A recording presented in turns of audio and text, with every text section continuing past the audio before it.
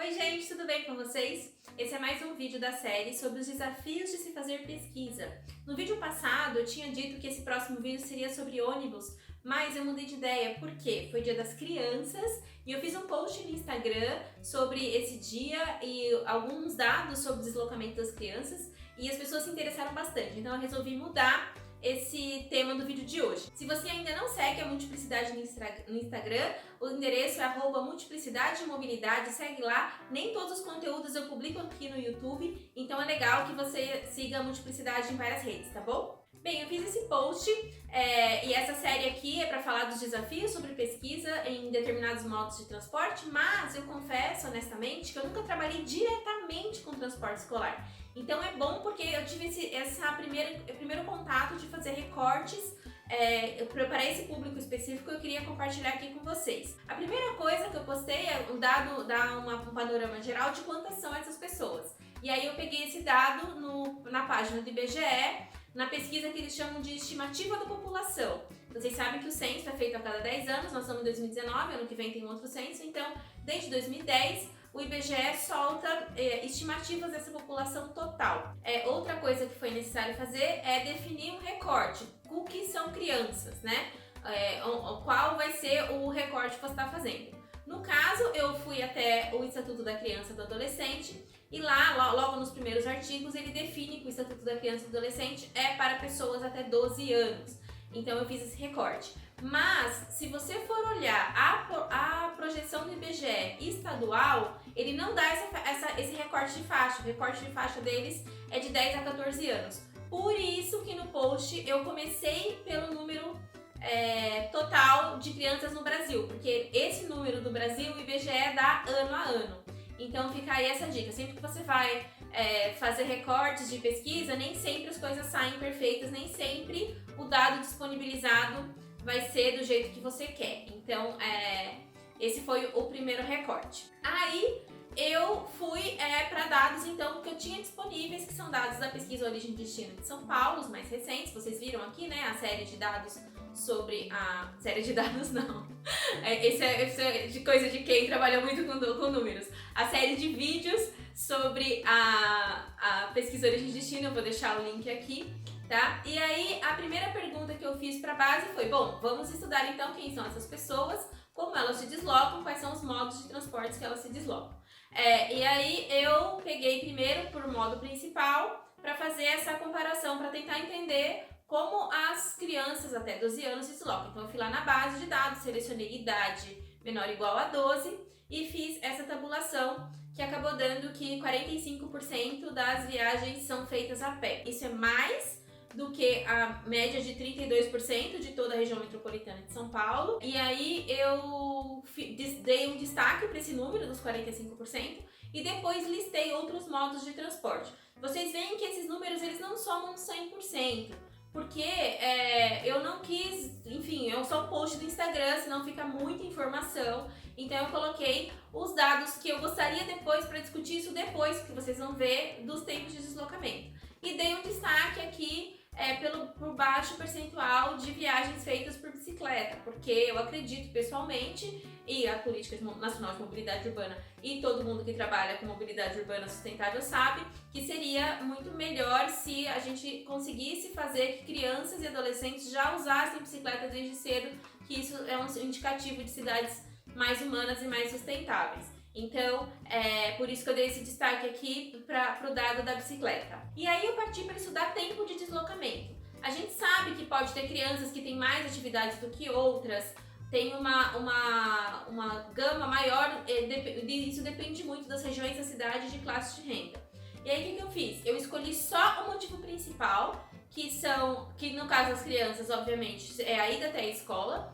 E neste caso eu usei totalmente a ida mesmo. Eu fiz o motivo da viagem, destino escola. Por quê? Porque muitas vezes a criança ela não volta necessariamente da mesma forma que ela não volta para casa necessariamente com o mesmo modo de transporte e ela não necessariamente vai para uma mesma atividade. Às vezes ela vai para uma casa próxima, não volta para casa, enfim, depende muito da estrutura familiar, depende muito das atividades dessa criança. Então, neste caso, esse recorte eu quis fazer para mostrar para vocês como às vezes você tem que pensar a pesquisa e dependendo da quantidade de análises que você vai fazer, às vezes vale a pena fazer esse recorte, pensar mais estrategicamente o que pode ter variabilidade ou não. Então aqui eu usei basicamente só uma pérola da viagem até a escola para evitar essa variabilidade, porque caso eu queira fazer esse estudo mais aprofundado, depois eu, como sou uma pessoa responsável com dados, eu não vou simplesmente jogar o dado. Então eu preferi nesse caso já fazer o recorte. Espero que vocês entendam que em pesquisa e análise de dados, às vezes não é só jogar tudo lá no liquidificador e sair uma tabela e não analisar nada, não analisar os motivos, o desvio padrão, o formato da curva, além do desvio padrão. Então assim, então neste caso é uma coisa muito de quem já conhece os dados e tem facilidade de falar, não, eu vou fazer esse recorte porque eu sei que meu público vai entender. E esse dado eu tenho segurança dele, eu tenho segurança do que eu tô falando, porque as crianças conseguem cumprir essa atividade todos os dias, então é uma atividade frequente, então eu tenho certeza que a base de dados não vai dar nenhum problema e eu não vou ter nenhuma surpresa com os números, tá? Então vocês que trabalham ou que estão começando agora a análise de dados, saibam que esse tipo de ponderação, esse tipo de consideração é sempre necessário fazer, tá bom? E aí o resultado geral deu que dá 16 minutos para as crianças na média geral para ir até a escola, sendo que deu 12 minutos a pé e de automóvel e 25 minutos de transporte, que aí eu dei esse destaque aí com esse smile. E vocês veem aí que é um dado resumido, não constam todos os dados de todos os modos de transporte, eu estou comunicando dados que eu já sei que são importantes mostrar. E aí vem um slide, 2 slides que eu coloco de conclusão, que é destacando a importância de diminuir o tempo de transporte escolar, no caso do transporte escolar fretado, né? Porque eu coloco isso baseado na média. Então eu estou comparando os 25 com os 16. Mas essa é uma suposição baseada em dados. Ela faz parte da cadeia lógica do que eu estou querendo construir. Ela não é simplesmente um achismo. Claro que fazer mudanças nos modos de transporte escolar depende da prefeitura que você está, depende da estrutura da cidade, da forma que esse serviço é regulamentado pela prefeitura, depende de muita coisa. Mas a primeira ideia da pesquisa, ela é sempre baseada no dado, você não sai fazendo as coisas por achismo.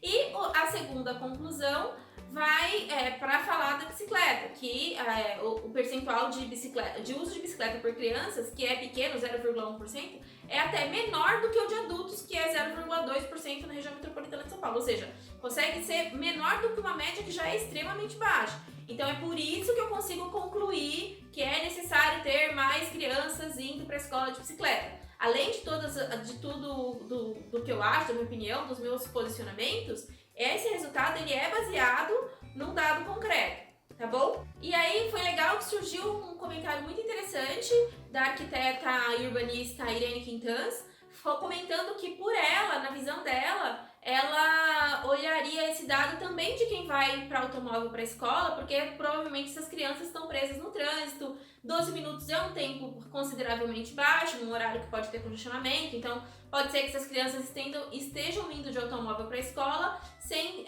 ver outras alternativas. Outra coisa que eu queria conversar com vocês, só para concluir assim, essa coisa do transporte escolar, é que muitas das vezes o que eu enxergo como o maior desafio nessa questão, de novo, nunca fiz um trabalho diretamente com isso, mas se eu fosse começar isso agora, é que são muitos atores envolvidos nesse tipo de transporte. Então você tem atores de interesse, você tem a própria prefeitura que faz a regulamentação, você tem as empresas que fazem o transporte em si, e nessas empresas tem os donos das empresas e as motoristas e motoristas.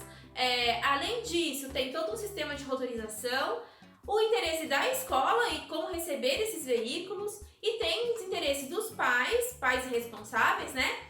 E principalmente do interesse das crianças. Neste caso, sempre que você for entender isso, eu acho que vale a pena sim primeiro você tem que ter autorização da escola, sempre que você for estudar esse tipo de coisa e tal, mas tenta ver quem mais pode ter opinião sobre isso. Quem são os atores envolvidos? A criança, você pode pegar uma autorização para fazer uma entrevista com ela? Qual seria a percepção dela? A percepção dela é diferente da percepção da família dela? Isso varia com estrutura familiar, se tem mais irmãos na família, se não tem e tal.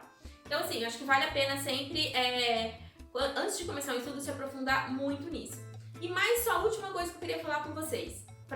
Se vocês forem olhar a base de dados das pesquisas de origem e destinos, não só de São Paulo, mas de todo o país, para estudar crianças. Muitas das vezes pode ser que a forma de ida até a escola seja diferente da forma de volta, ou a forma que a criança vai para a escola não está relacionada com a sua família. Pode ser que a família tenha algum esquema de pedir para um parente ou vizinho pegar essa criança na escola, antes ou depois, enfim, tem quem tem filho sabe de todos esses arranjos.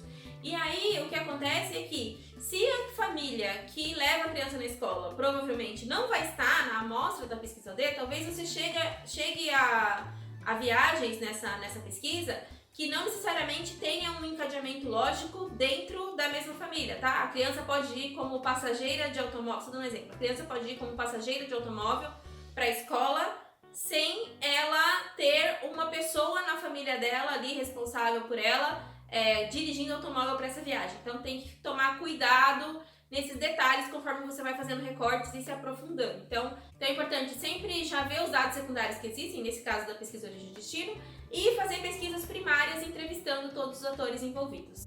Eu espero que vocês tenham gostado desse vídeo. Obrigada por me acompanhar até aqui. Espero que vocês tenham tido uma boa semana das crianças e a gente se vê nos próximos vídeos.